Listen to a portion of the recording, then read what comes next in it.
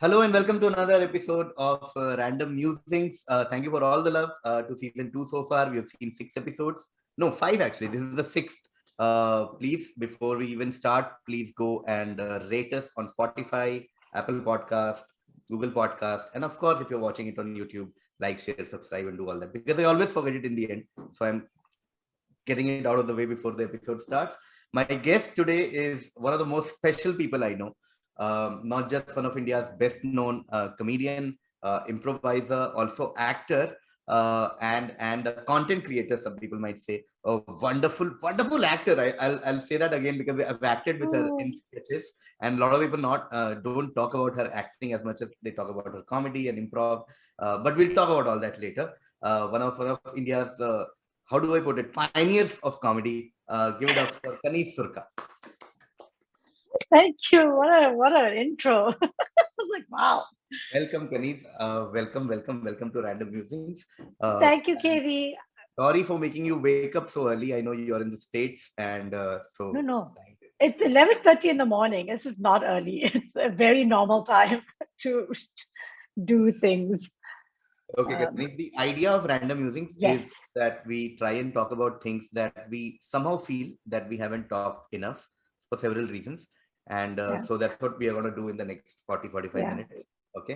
I Because want because one thing I feel like I haven't spoken about and I really do want to talk about is like my divorce. I feel like Okay. I haven't spoken about I'm kidding. I'm kidding. That's a joke. Because that's all I've been talking about for the last 12 years.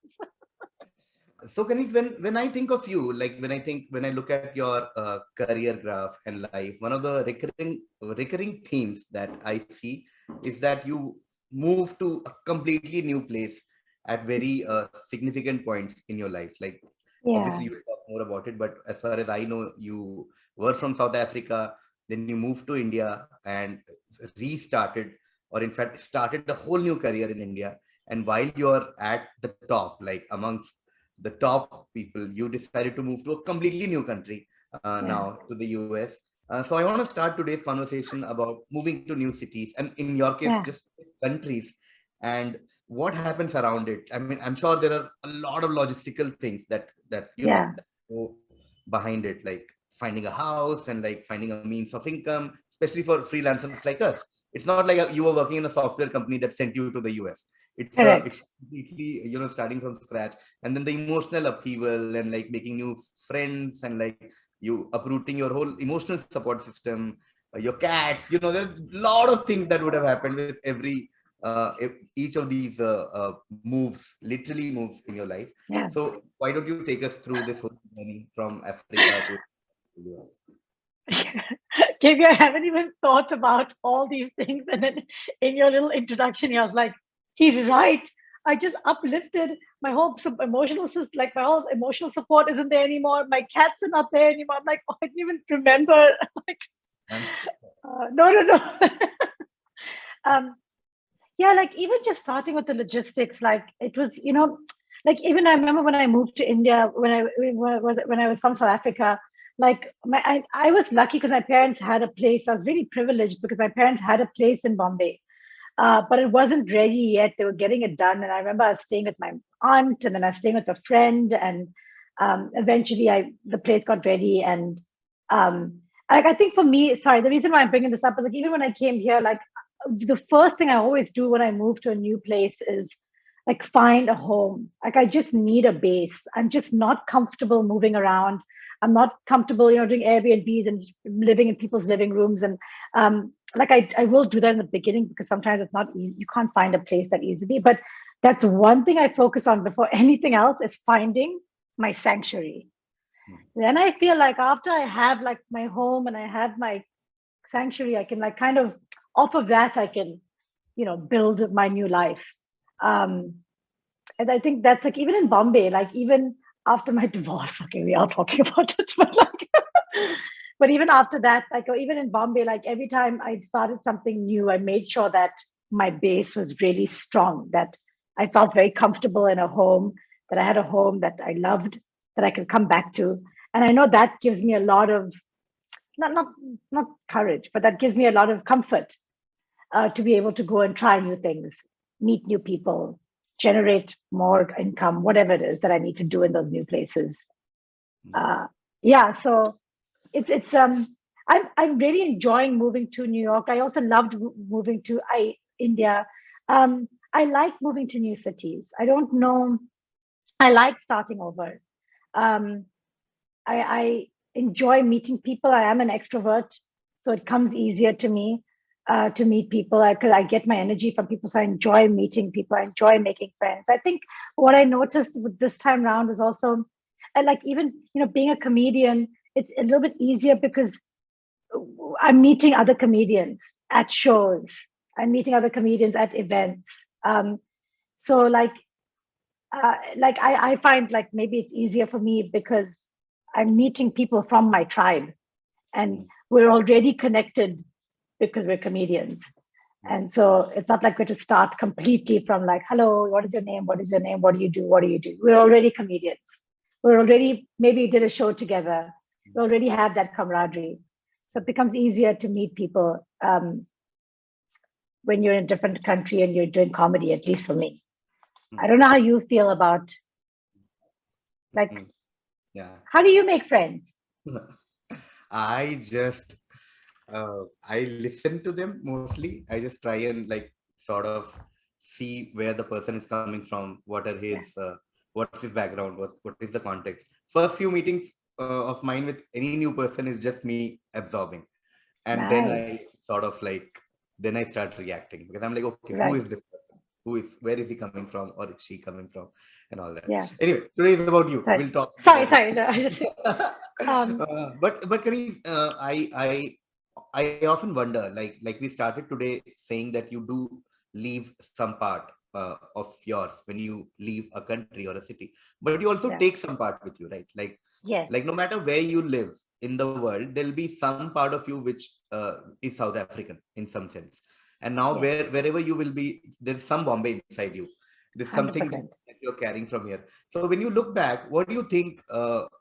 What are some of the traits or some of the things that you think are part of your personality which have come because you grew up in South Africa, or things I know you learned in Mumbai, wherever, like I know, even if I live in Europe someday, this I learned in Bombay, or this Bombay gave me, or this South Africa gave me. Do you feel like that about certain things? Because like now being in a third country, like I definitely feel like I lived in South Africa for 21 years. I lived in India for 17 years. I'm genuinely half now. Like both of those countries are my culture. It's not like because I was born in South Africa, that is my culture. Like no, I was 17 years in India. I built my career there, and I built the personality I am today in India based on that culture. Like they're both part of me now. And coming to New York, this is where I get to see it. This is where I get to see, I'm both of these cultures combined, because I went to South Africa last year and it was really nice to go to South Africa. I was in Cape Town with my parents for 1 year and I was doing comedy there. And again, it was me embracing and not embracing, but embracing my South African culture that I had not been part of for 17 years. So I remember last year, I was just like, oh my God, I forgot that I'm also so South African. And then I came to New York and I'm like, now I see how South African I am. I see how Indian I am. Like it's both. And it's a tough question to answer. Like, what do you think makes you Indian and what do you think makes you South African? Maybe some examples. Like at some point in New York, we're like, oh, this is coming from India. Oh, I'm so Indian. Or, oh, I'm so South African. Like for instance, there's these South African comedians who came to New York, and immediately I was like, you have to come stay with me. And I was like, and they're like, no, you don't. You only have a 1-bedroom apartment. Like, how are you going to accommodate? I was like, don't be silly. Just like that's very Indian of us to like have people come stay with us. The South Africans were also like not taken back, but they're just like, it's really not necessary. We do not expect that. But I was like, no. Like you guys are here for the first time, and like I have a place. You might as well just crash, like. So that's one thing I noticed about being Indian is my hospitality for sure.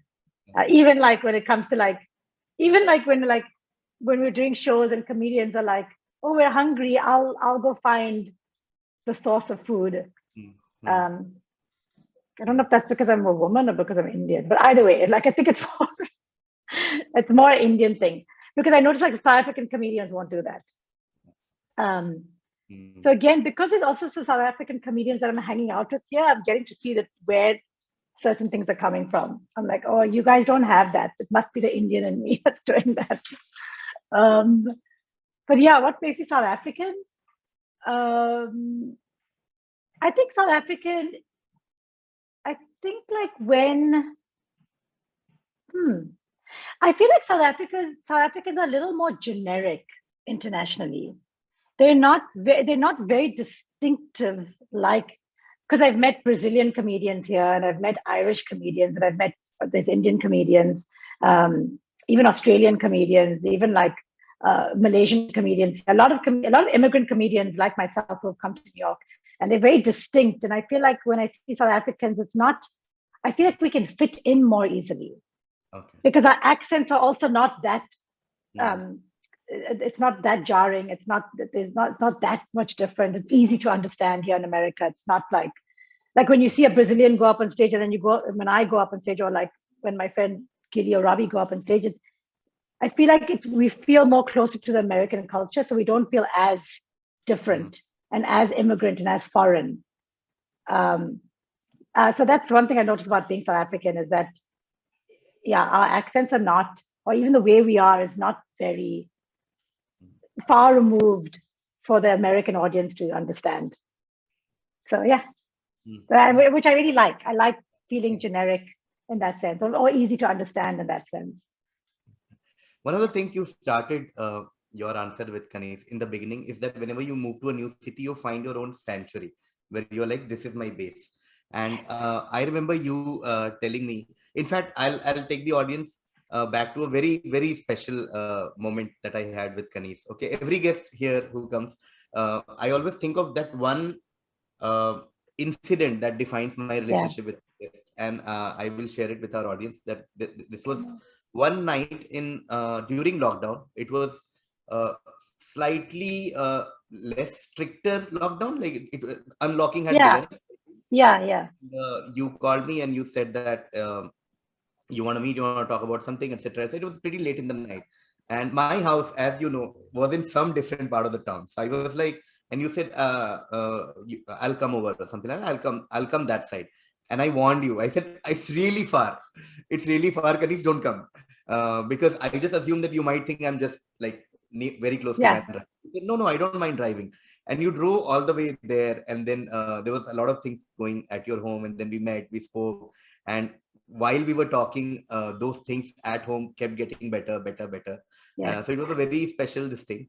But what I remember specifically from that night is you telling me that you don't mind driving long distances at all because you really enjoy driving. And you also told me that your car is your sanctuary. You feel this is my space. This is a space that belongs to me, where I am to my own, with my own thoughts, with my own whatever music, or just being on the road. So I want to talk about your, because I can't relate to that as an individual. I learned driving in 2008, but till date I haven't really loved driving ever. Like if a friend of mine comes to my car and like, "May I drive you?" I'll be like, "Please go for it." I love the car, but so I would love to know about and any stories around driving and how car is your sanctuary. Like how does that work? Exactly. It's so funny how I was like, I really do look for pockets of sanctuary in my life, because it's so not chaotic, but it's because I'm moving around so much.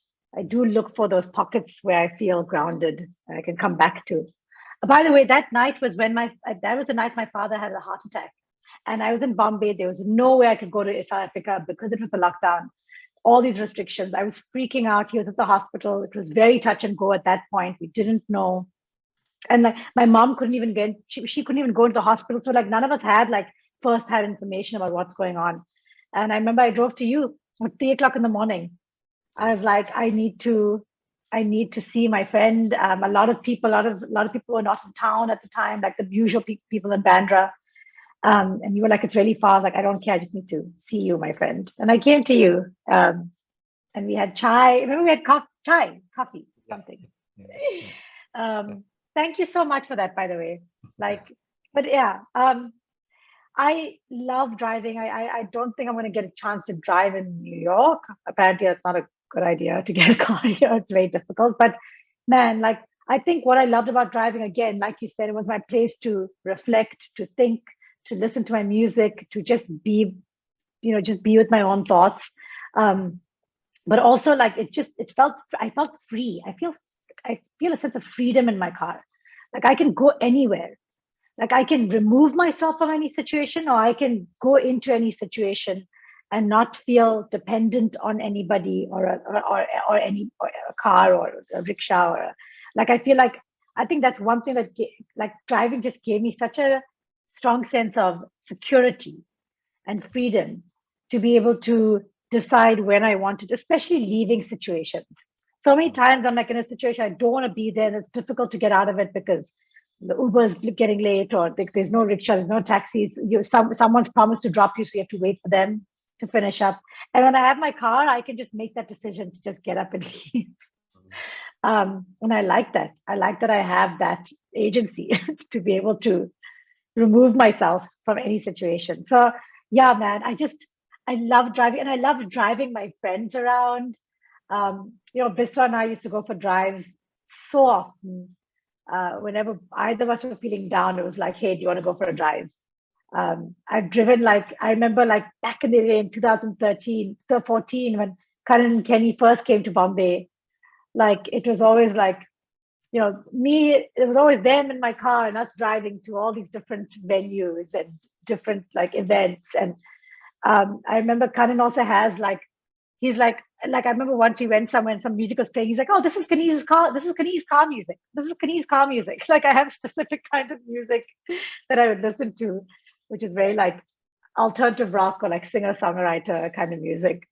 Um, and like I just feel like my car has been part of so many. I've built so many friendships and relationships in that car. Sumukhi and I have had also so many like weird things happen to us in that car. During the pandemic, I remember one night when the tornado was happening. Remember that there was a tornado warning, a cyclone warning. And so Mookie was freaking out. She was alone at home, and she posted something on Instagram saying, like, "I'm not scared." And I messaged her, I was like, "Are you scared?" She's like, "Yeah, I'm very scared." I was like, I could see. So I went to go pick her up. I was like, "You don't have to be alone. We can do this together." So I went to go pick her up. It was 3 o'clock in the morning. There was not a soul on the road. And I went and picked up Sumuki, and I came back and we met this lady who was on the side of the road. We like stopped her. We're like, "Are you okay? Is everything okay?" And that just turned out to be the weirdest like story that ever we experienced. It was very cosmic. We met this lady at 3 o'clock in the morning. Her name was Venus. She was wearing all red. And we met her again afterwards. It wasn't like she was a ghost, but like I just remember like it was these 3 women by themselves in the dead of night, in the middle of a pandemic before a cyclone. And somehow we were all 3 helping each other navigate this cyclone. So I've just had really such fun experiences. Again, I could in my car, I could go pick up Samuki at 3 o'clock in the morning because I had my car to do that. So I've just had all these incredible, experiences and bonds with friends. Even you and I, like how many times have we come back in my car? That's where we really get to talk, and catch up and like, who are you seeing? Who are you seeing? Who do you like? Who do you like? Like we do all of that in my car only, no? Yeah, literally the last conversation we had before you left was this. Us in our car Yeah. with our Yeah, updates. exactly. That's the last time we hung out was in my car. Well, no, you came home and we chatted for like hours after that.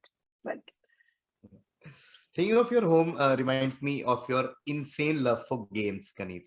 And a lot of people have seen it in your professional life in terms of yes, shows and general fun games, etc. But we who yeah, know you personally know that that is just the surface of who you are, because off camera and off stage, also you're obsessed with games. Yeah, like yeah, you love playing as a simple thing like a nameplate animal thing to like Scrabble to, and I've known yeah, this since ages. I remember when we used to shoot sketches back in the days when you were thinking of the general fun game show idea, and you had yes, said that, and this is one thing I love about our community is that all of us, whatever passion we have beyond comedy, we've also sort of taken them here and try to make something around it because we are genuinely yeah, passionate about those things. It's not that someone is saying, someone is telling us that these things work, do this, you know, Yeah. some of the things like quizzing or game show, etc., things that we genuinely feel passionate about. And in fact, Yes. your General Fun game show was something that inspired, I think, a lot of people, but I can't speak for them. I genuinely got inspired. If you remember, I was the scorer in the first ever Yes. fun Yes. game happened, and I saw that game show, and that in my mind became a benchmark of how a show should be done, like a non-convention, like a non-stand-up show with Yes. comedians should be done. And I've kept that benchmark till date for quizzing with the comedians. Every time I do an offline show, the reference in my mind is General Fun game show. But we'll come to that. Yeah. What I want to talk about is your Yeah. general love for Yeah. games. And I know that it has impacted every aspect of your life. Like, Yeah. you love making games, you love making on the spot games around things. And, Yeah. so let's talk about that. What do these supposedly Okay. childish, some people say, but things have impacted your life throughout your life? Yeah, I mean, like I guess that's why I chose improv, because it's like playing one big game, really. But I think I do love playing games. I love name, place, animal. Every time I have to make a decision, it's always like a game. Like I'm like either rock, paper, scissors, or there's a game called numbers if it's more than two people. Basically the game is like if you need to make like if you need to choose one person for something, then like we'll all put out a number. And so before I put out a number, I'll be like, KB, you're one, I'm two, and let's say Manav is three. Manav is a producer of this podcast. He's number three. So it'll be like one, two, three. That's the order in which we'll count. Then we all put out a number, one, two, three, four, five, like whatever number you have. And then we'll start with one, two, three, four, five, six, seven, eight, nine, 10. Manav, whatever. And then, so like I love making a game out of it. And I think it comes from my dad, because my dad would make a game out of everything growing up. Everything we did, it was a game. Like if it was switching off all the lights before going to bed, my dad would make a choo-choo train. And then he would like choo-choo. It'd be like my dad, my big brother, my small brother, and then I mean my middle brother, and then I. And then he would go like fast and slow down, and sometimes he'd speed up. And every time he'd speed up, I'd get like left behind somewhere. But like he'd go to all the rooms and switch off all the lights and close the house down for the night. Um, every time we ate, if I didn't want to eat food, because I hated eating as a kid, and now I love it. But he would make like he'd take the rice and he'd shape it into an animal and be like, let's eat the tail, let's eat the leg, half the body, head, and then my rice is finished. Or he'd take a vatki and he'd put like the rice in there and make like castles for us. Especially when we used to have like khichdi and curry, he'd make like castles out of. And so my dad just everything. In the morning we'd go, he'd play this game, go in the blanket, he'd put the blanket on top of us. And when we were very young, he'd be like, and then like like take the blanket off. So everything was a game. He made everything a game. I'm guessing that's where my love for games came. And then as I got older, I became more competitive. So I want to play more competitive. I'm kidding. But like, I enjoy making a game out of everything. I know some people are like, Kaneez, this is really not the time or place to play games. But I literally, for me, any time or place is a good time to play games. Like any time, like literally any situation. If you tell me let's play a game, I'll be like, yes. So yeah, I like, it's fun. I don't know, it makes life fun for me. Has it ever happened that it was like a very tragic scene or like really sad scene, but in your mind you were playing a game? Does that happen to you, or has it happened? Yes. Yes. Oh my God. I don't know if I should talk about this, but it's really funny. But yeah, I think it was at one of like my family members' funerals, and I was not playing a game, but I noticed that one of the people who were crying, like there was a lineup, and one of the people who was crying would just cry as soon as like someone would approach them. So they weren't like, it was just like shame, not that they were acting or anything, but they were trying to like, I don't think, at least in that moment, that the crying was more performative. And I understand why they had to be performative. Like when you live in a community, I get that. But like, I remember playing a game of like just like being like, all right, like, and it was my brother and I get my brother and I playing a game. We're like, let's see if they cry now. Like now, let's see if they cry now. and yeah, so we just made a game out of like trying to like bet like when they were gonna cry. Uh, Okay. and yeah, they did cry, every single person. So, but yeah, I remember like just like making Yeah. games out of, yeah. I'm not But trying to be disrespectful, but just I'm like, this is no, no. I can. The reason I asked is I was very recently discussing with someone, an actor, and we were both talking about how sometimes in the weirdest or like most saddest or tragic scenes in our life, sometimes in our mind we start thinking, "Oh, this is a scene," yeah, and yeah, this is a scene. And just like you're like, okay, now I have to react like this. Now I have to react like this. This is a scene. This is a scene. We're like, are we correct. like bad people for doing that? But maybe not. Sometimes we are writing scripts while these scenes are happening. We're like, oh, this is a good scene. Maybe I'll use it somewhere while you're I, fighting with someone. yes, yes, because Yeah. it's like, yeah, because like I think as people who create or as artists, like we have become very highly observant. So then Yeah. our brain will like observe and be like, 1 second, oh, I should use this. And Yeah. 1 second, babe, like I know you're fighting with me right now, but what did you just say before that? Was such a good line. What did you? Could you just what did you just scream before this? So good, so good. You ruined my life, you stupid bitch. 1 second, was it bitch? Yeah, okay, great line, great line. Continue. Ah, Carry on. oh, sorry. Um, Continue. sorry, continue. Yeah, sorry. Just like you ruined my life, crazy bitch. Got it. Okay, cool. Sorry, carry on. You're saying? Oh. Ah. But talking of Oh. art, Kaneez, one art form that you not many people know that you're really good at and you've learned it almost all your life is dancing. Like Oh, you've whoa! learned. What? No, I'm not good. I'm not good. 1 second. Oh no, we are really misrepresenting what Kaneez can do here. But you've learned it. You've learned different forms of dance, and Yes. I just want to know as the last part of our conversation about your relationship with dancing through your life as a kid, as an Yeah. adult, different forms, and what is your current status in terms of what's going on between you and dance right now?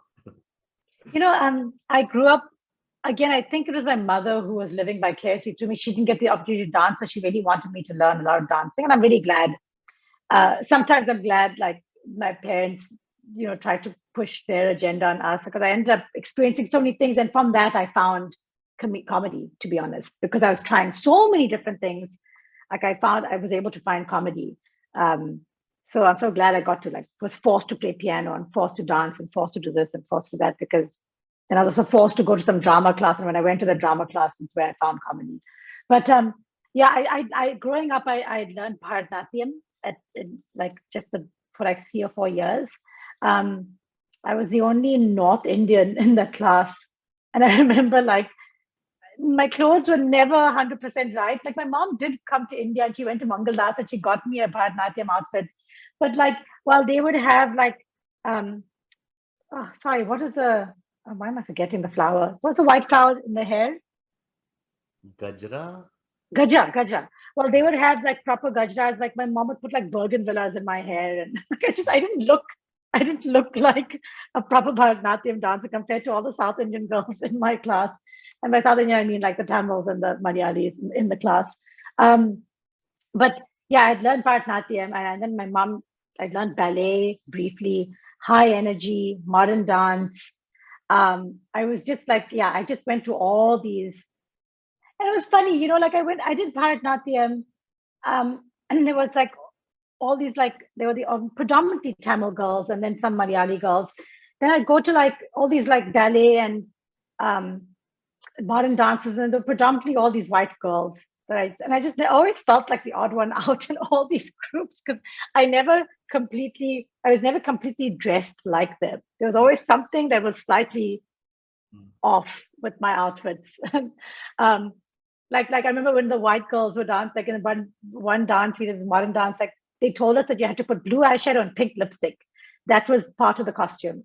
And my mom didn't have that. And I was the only one with like dark red lipstick and like brown eyeshadow like, in the whole lineup. Like, um, I just remember these things like they stuck with me.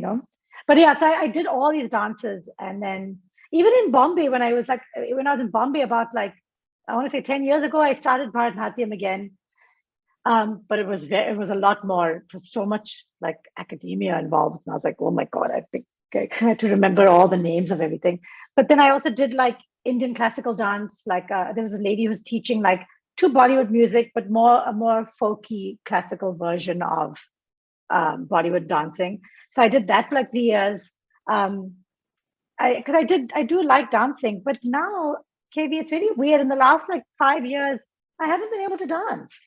Like I struggle, and I'm talking also about like going to a club or whatever. Not about who goes clubbing, but I'm saying like even a party or even a wedding, I struggle to dance.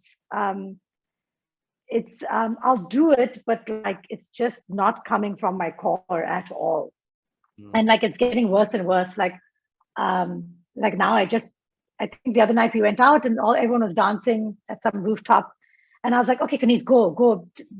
Like you think that someone who loves games and is so like fun and chilled out and lighthearted, we can dance, right? So I was like, just go have fun, go dance. And I went there and I was just like, oh, I can't do this. I don't know what to do with my body. And I even had a little bit to drink, and I thought that would even help. And that also did not help at all. So I don't know. I don't know what happened, but I just can't dance. I can dance ironically, like comedians. I can be like, oh, I'm dancing. Look at this funny move I'm doing. I can do that very easily, but I can't dance genuinely anymore. And, But has dance like impacted your life in such way, in any way? Like you ever felt as an artist at some level when you were on stage, your experience of like dancing, did it help you in your comedy career or in front of camera, or you think these are very different traits? yeah, no, they're very different. I don't know if I've never thought about how it's impacted. Maybe I'm more loose. I don't know. I haven't actually made that correlation yet. Where I mean, I do know I'm more fluid on stage in general. I'm happy to do. Like even here, I've noticed I've been moving my body a lot on stage. Like I'll do like one thing about like I'll use my body a lot. I don't like stand up straight and do comedy. Yeah, maybe it comes from dancing actually. Maybe it comes from because I did a lot of the dancing I did was on stage. It wasn't like I was just doing it at rehearsals. Like we'd put on so many performances. So I've moved my body on. Yeah. Hey, thanks, Katie. I never thought about that. Okay, on that dancing notes, we now will go to our fun segment, which is rapid fire. Okay, Kaneez, the only rule for rapid fire is you're not allowed to think at all. Okay, I'll ask a question, you just answer whatever comes to your mind first, and then we'll go back to every answer in case you feel like adding something. Okay, and I was like, oh, I would have said a really funny thing that one. Or favorite something, and they'll be like, this is why it's my favorite. Just 1 minute in every answer, but we'll just run through all 10 questions. Take your time. Cool.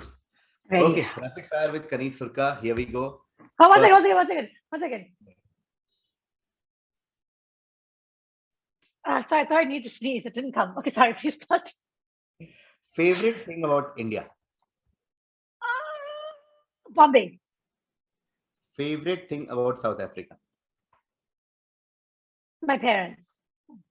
Favorite thing about New York? Comedy. Favorite Indian comedian? Karan Gill or Rajashfaq. Favorite international comedian? Will Ferrell. Favorite improv comedian in India, apart from you? I mean, like, of course, you're the best. No, Abhish Matthew.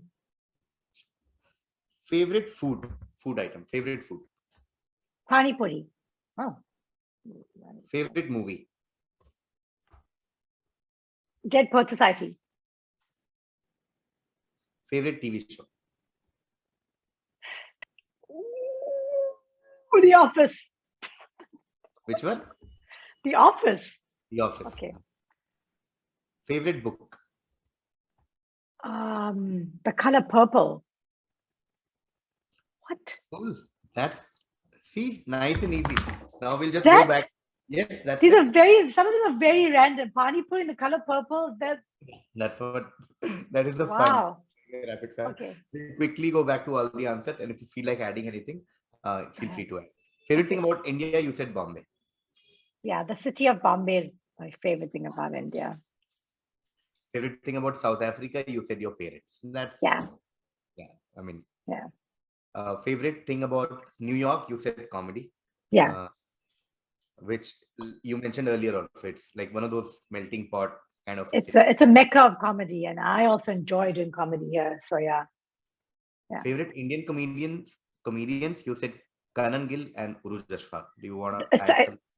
yeah, no, those two names popped into my head simultaneously. I was like, it was like Khanna and Uruj. I was like, oh, okay. Yeah. Yeah, those I guess they're my in terms of like in comedy I enjoy the kind of comedy I enjoy. Yeah, Mhm. yeah. Favorite international But comedian, you not my favorite people by any standard. yeah. I'm kidding. Yeah, Favorite international comedian, you said Will Ferrell. yeah, You yeah. wanna add something? I'm just curious because why Will Ferrell over anyone else? I just it's I find his comic timing like in movies at least brilliant. I know he's an improviser. I've seen the blooper reels. Like my dream is to be in a movie with Will Ferrell. I really want to make it happen. Not because I want to be in a movie with Will Ferrell, not because of the movie, but because I feel like the shooting would be so much fun Mhm. because there would just be so much improv and laughter and yeah, Mhm. Favorite improv comedian in India, you picked Abish. yeah, yeah. You wanna talk Um, about Abish's improv for a minute? Abish, like I think like for me, so um yeah, I just in terms I'm sorry, I was thinking about like the person I enjoy doing improv with the most. And there's no one comes close to Abish in terms of the kind of chemistry we have on stage and the kind of understanding we have improv. Like he also, and Abish is such an earnest, like he has so much integrity when he learns something. He's so earnest about it, and like I know he really has like over the years really taken time to understand improv, and he gets it in a way that I don't feel like many people, at least in the way I get it, and so that connection is what I'm. Yeah, Favorite food, you said Pani Puri. I know. How did I didn't how? even think, Yeah. but I'm craving pani. I guess I haven't had good pani puri, and it's only one place that I like pani puri in Bombay, and that's outside Neelam stores in Khar. Okay. I'll try. Yeah, that's what I want. By the way, the Indian food here in New York Yeah. sucks balls. It's terrible. I was about to say Pani Puri, you must be really missing in New York. Like Yeah, these are some of the things you don't realize when you leave a place and you realize, oh damn, it's been a month I haven't had Pani Puri. it's Like what? been 6 months and I haven't had like pani puri. Yeah, but Ashish Shakya I just got a message. He just landed. He's in New He just York, like so I I was need to. about to tell you. I thought after the recording I'll tell you that he just No, no. So maybe Ashish and I will go look for Pani Puri. Although he'll be like, I did not come here to look for Pani Puri, Kaneez. Stop it. Okay, favorite movie you said Dead Poet Society. I would love if you can Yeah. speak about the movie for like a minute. Why do you love Dead? I I loved how inspirational Robin Williams was in that movie. I love that he tried to take a different route to to inspire the children, the kids. Um, I love that he was thinking outside the box. The fact that just everything about that movie, that last scene, Captain, my Captain, just even just think about it, just it breaks me every single time. Just being such an inspiration to like young minds. Mm, And I think I watched it when I was in high school, and mm, it just stuck with me. It stuck with me. Like I was like, if I ever want to be any kind of person, I want to be that kind of person, someone who inspires like him. mm, Um, someone who really took the time to understand and listen to people like you do. mm, Listen to them, understand them, and then know how to interact with them. What to give them to make them feel comfortable and welcomed. Um, which is what you do. You're the Robin Williams. You're like Robin Williams, Katie. Yeah, so I really like. favorite show you said The Office. I Everyone don't loves. know why. Yeah, Everyone loves The Office. yeah.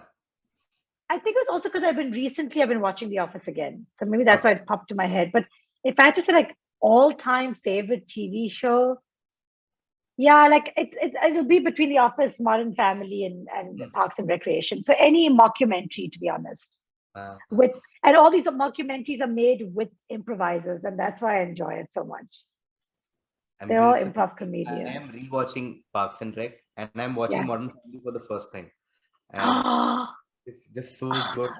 Isn't It's so, it so good? I'm so so jealous. good. You should get Like to. some friends of mine told me that the later seasons aren't that good, Yeah. but I'm enjoying the later seasons also. Like they're too funny. The They're joke just, writing, acting, though, like it's everything is but just great. Just great. even Better Life Foundation, honestly, like those four shows really are like my top. Like even Better Life Foundation, like you guys are like fantastic in it. Oh, the character choice, the casting was so brilliant in that show. So brilliant. So yeah, if you guys, yeah, please, like that's honestly one of my all-time favorite things that came out of India was Better Life Foundation. Yeah. Yeah. And our last question was your favorite book. You again, it's a book I was very recently discussing with someone because of the movie, because Spielberg made Ah, it. But why do you right. love Color Purple? Like what makes it different? Again, one of those stories I read growing up, and one of those scenes in that book, one of those horrific scenes that takes place in that book, really stuck with me. And I don't even remember much of the book. I don't even know where that book came up. I haven't even thought about that book for years. I'm not sure where that book why it popped into my mind. Usually my answer is always like The Giving Tree by Charles Silverstein. But somehow The Color Purple popped in when you asked me right now. Maybe I should go back and read it. I honestly don't remember even. I just remember reading it as a kid. Like I must have been like 13 or 14, which is really young. Oh. And I remember like, yeah, some really crappy things happening in that book. And that's just staying with me. I should go back and read it. Maybe something there. Yeah. Cool. Thank you, Kaneez. That was fun. That was That's it. efficient, nice use of our time. You're And such a good host. My God. You're so good. so much, Kaneez. We spoke about dancing, spoke about moving to new city, driving, love for games, and with a fun topics. Everything. Recommendations also for people if you haven't read Color Purple or haven't watched The Office or Parks and Yeah. Rec or Modern Family or Dead Poets a Soul. lot of things that we talked about. Eaten Pani Puri. Pani Puri, opposite Neelam store in Khar. Opposite. Oh, next to Neelam. Next to. Don't go opposite. Next to. Not opposite. Maybe Okay, thank you so much. thank you so much. Thank you. God bless you. Bye.